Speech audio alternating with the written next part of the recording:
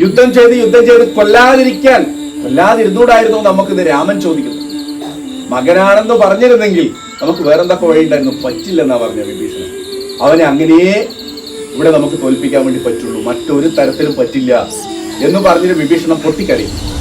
അപ്പൊ ധർമ്മത്തിന്റെ വില എത്രയാണ്? അച്ഛന് മക്കളെക്കാളേറെ വിലയാണ് ധർമ്മത്തിന്.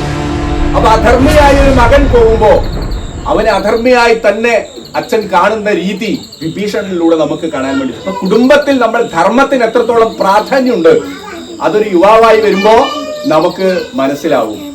വളർന്നു വരുന്ന കുട്ടികൾക്ക് മനസ്സിലാവും ധർമ്മത്തിന് എത്രത്തോളമാണ് വില. രാമായണം നമ്മളെ പഠിപ്പിക്കുന്നത് ഇതൊക്കെയാണ്. ആ ധർമ്മബോധം നമുക്ക് പകർന്നു കൊടുക്കാൻ സാധിച്ചില്ലെങ്കിൽ കത്തുന്ന ഇത്തരത്തിലുള്ള ഓർമ്മകൾ ഓരോന്നോരോന്ന് മക്കളിലേക്ക്. ഇതിന്റെ ഓരോ ഭാഗത്തു നിന്ന് ഓരോ ഏട് മാത്രം എടുത്തതാണ്.